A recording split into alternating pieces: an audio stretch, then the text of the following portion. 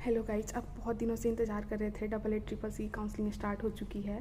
तो आप अपना जल्दी जल्दी रजिस्ट्रेशन कर लो। काउंसलिंग का डेट जो है वो 22 अगस्त से फर्स्ट राउंड की काउंसलिंग की डेट स्टार्ट हो चुकी है। तो एक चीज़ जो है कि आप जो भी काउंसलिंग कराना, जब डॉक्यूमेंट्स फिल करना है तो बहुत ही ध्यान से करना है, क्योंकि एक भी आपकी मिस्टेक जो है वो आपकी काउंसलिंग कैंसिल कर सकती है, आपके एडमिशन लेने में दिक्कत आ सकती है, बहुत सारे प्रॉब्लम्स हो सकते हैं। तो आप बहुत ही ध्यान से, एक माइनर मिस्टेक भी आपको बहुत बड़ा इशू हो सकता है। तो आप सारी चीज़ें डिटेल बार बार चेक करना सबमिट करने से पहले। और एक एक चीज़, एक एक इवन पेरेंट्स के नेम, अपने नेम जो डॉक्यूमेंट से हैं वो सेम रिलेट करके भरना, आधार कार्ड से मैच करके भरना, कोई भी मिस्टेक मत करना, बहुत ध्यान से भरना, ठीक है। ओके। और दूसरी जो है कि AACCC की काउंसलिंग में आयुर्वेदिक, होम्योपैथिक, सिद्ध और यूनानी, आप चारों इसमें पार्टिसिपेट कर सकते हैं। और बच्चों के ये होते हैं क्वेरी कि हमारे कम मार्क्स है, हम काउंसलिंग में पार्टिसिपेट करें नहीं करें, पार्टिसिपेट करने का कोई फ़ायदा नहीं है। तो हो सकता है कि आपको किसी कॉलेज में सीट मिल जाए, तो इसलिए आप काउंसलिंग में पार्टिसिपेट बिल्कुल करो। इसको स्किप मत करो, क्योंकि मैंने ये मिस्टेक की है, तो मैं चाहती हूँ कि आप बिल्कुल भी इस मिस्टेक को मत करो। और दूसरी चीज़ है कि आप ये सोच रहे हो कि हमारे कम मार्क्स है तो मुझे गवर्नमेंट कॉलेज नहीं मिलेगा। नहीं मिल सकता है, मैं बताऊँगी कैसे मिलेगा। तो इसमें 4 राउंड की काउंसलिंग होती है। एक first round, second round, mop up round और स्ट्रे वैकेंसी राउंड। तो मैं बताऊँगी कि स्ट्रे वैकेंसी में आपको कम मार्क्स पे गवर्नमेंट सीट मिलने के चांसेस है, अगर आप वेट कर सको तो, ठीक है। तो उसके बाद से ये होता है कि अगर आप जो भी वो काउंसलिंग करा रहे हो, तो आप हर काउंसलिंग के बाद ना आपको वो अलॉटमेंट लेटर देंगे कॉलेज के लिए। अगर आपकी काउंसलिंग ख़त्म हो जाती है तो उसके बाद अलॉटमेंट लेटर रिलीज होएगा, तो आप उस अलॉटमेंट लेटर को लेके आपको कॉलेज जाना होता है एडमिशन के लिए। तो आप प्लीज़ अलॉटमेंट लेटर आते ही, एडमिशन का डेट आते ही आप जल्दी चले जाना, नहीं तो दिक्कत हो सकती है, या हो सकता है डेट निकल जाए। तो आप प्लीज़ ध्यान से जाना। तो और उसके बाद से क्या क्या जो होती है कि क्या क्या चाहिए होती है हमें, डॉक्यूमेंट्स क्या चाहिए होते हैं जब अलॉटमेंट लेटर आ जाती है। तो हमें एक तो 10th की मार्कशीट, 12th की मार्कशीट, उसके बाद से नीट के एडमिट कार्ड, नीट की मार्कशीट, उसके बाद आधार कार्ड, आपकी अपनी फ़ोटोकॉपी। अगर आप ऑल इंडिया कोटा से जा रहे हो किसी कॉलेज में तो कैटेगरी की ज़रूरत नहीं है, और अगर कैटेगरी वाइज जा रहे हो तो आप कैटेगरी सर्टिफिकेट ले लेना, ऐसे इतनी नीडेड नहीं होती। बट अगर आप कैटेगरी से जा रहे हो तो आप कैटेगरी सर्टिफिकेट लेना हो। उसके बाद से आपने कैटेगरी सर्टिफिकेट ले लेना, और सबके ना फ़ोटो कॉपी निकलवा लेना, सबके कम से कम 5-6 फ़ोटो कॉपी निकलवा लेना। और सबकी जो है ना एक ओरिजिनल्स डॉक्यूमेंट्स की ना अलग से एक फ़ोटो क्लिक करके एक अपनी फ़ाइल बना के एज ए सेफ्टी पर्पस अपने पास रख लेना। और जो आपकी पासपोर्ट साइज़ फ़ोटो है ना उसकी कम से कम 20 कॉपी निकलवा लेना। और जितनी आपकी डॉक्यूमेंट्स है ना उन सबकी भी फ़ोटो कॉपी बिल्कुल रखना, कम से कम 5 कॉपी तो लेके ही जाना, क्योंकि वहाँ नीड बढ़ती है आपकी एडमिशन में। और बहुत ध्यान रखना कि कोई भी डॉक्यूमेंट्स जो है ना वो मिसिंग ना हो, क्योंकि उससे आपकी एडमिशन कैंसिल भी हो सकती है। तो सारे डॉक्यूमेंट्स को बहुत ध्यान से लेके जाना और बहुत ध्यान से रखना।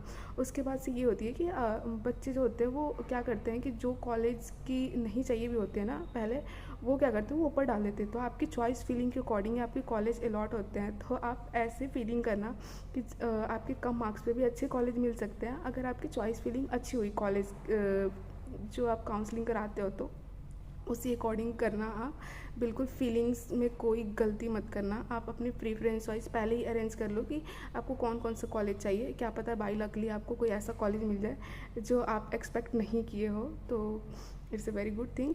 और उसके बाद से बच्चे ये सोचते हैं कि जो आप ये एक राउंड की काउंसलिंग करा लिए तो जो आपको कॉलेज अलॉट हो गई है तो आप सेकेंड राउंड में जाएं कि नहीं जाएं।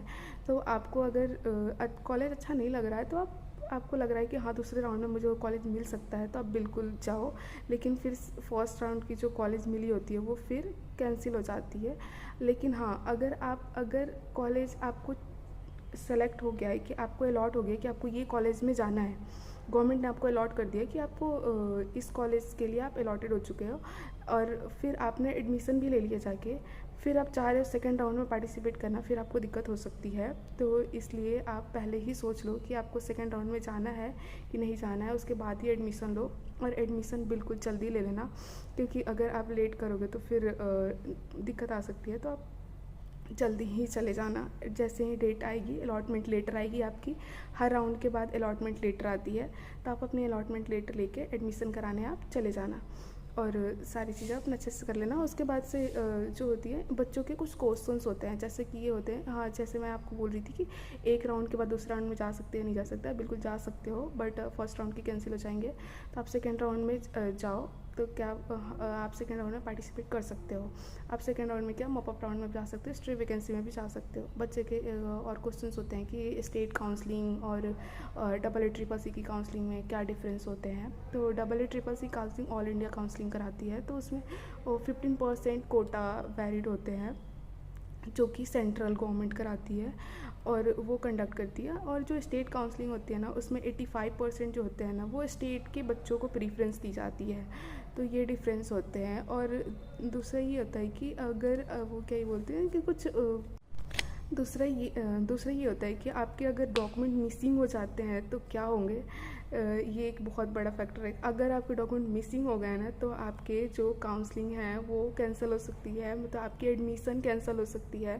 तो आप अपने सारे डॉक्यूमेंट्स बहुत ध्यान से लेके जाना और आप अच्छे से काउंसलिंग कराओ और सारी चीज़ें बहुत ध्यान से करना। एडमिशन लो, अलॉटमेंट लेटर लेके जाओ, एडमिशन लो और आप हे गाइस, मैंने आपको बोला था कि आप स्ट्रे वैकेंसी राउंड में कैसे गवर्नमेंट कॉलेज ले सकते हो। तो आप गवर्नमेंट कॉलेज ले सकते हो। उसमें ये होता है कि जो कॉलेजेस होते हैं उनके पास जो होती है वो सीट अवेलेबल रह जाती हैं, तो आप ऐसे करके उसमें पार्टिसिपेट करके ले सकते हो। उससे करना ये होता है कि आपको पार्टिकुलर जितने गवर्नमेंट कॉलेजेस हैं उन्हें पता करना होता है कि किस कॉलेज में सीट बची हुई है, और ये जो है वो आपको उस कॉलेज में जाके एडमिशन लेनी पड़ती है, वहाँ जाके वेरिफिकेशन डॉक्यूमेंट करना होती है। ये ऑनलाइन नहीं होता है, ये ऑफलाइन होती है। तो इसलिए बच्चे एक तो जा नहीं पाते हैं और दूसरा कि उन्हें पता भी नहीं होती कि किस कॉलेज में कितनी सीटें हैं। तो आप ऐसे पता करके आप ले सकते हो। तो ये एक मेथड है कि आप कम मार्क्स में भी अच्छे कॉलेज में कैसे पार्टिसिपेट करते हैं, जो कि मेरे टाइम मुझे नहीं पता थी और शायद मैं भी मिल सकते थी मुझसे गवर्नमेंट, मतलब जो भी। आप अपनी काउंसलिंग कराओ और कॉलेज में जाओ। जो आपने बहुत दिनों से वेट किया है वो फाइनली वो आ गया है। शायद होप्स हो आपके नवंबर लास्ट तक आप कॉलेज में भी आ जाओ। तो दैट्स ऑल। और मैं इसके आगे बनाऊंगी, इसके आगे भी नेक्स्ट वीडियो भी बनाऊंगी। शायद वो ये हो सकता है कि आपको कौन कौन सी चीज़ें जो है कॉलेज में लेके आनी होती है, तो उसके लिए। और आपको ये अगर वीडियो थोड़ी भी इंफॉर्मेटिव लगी हो तो प्लीज़ मेरे चैनल को लाइक, शेयर एंड सब्सक्राइब तो कर ही लो, प्लीज़ कर लो। Thank you so much, bye bye.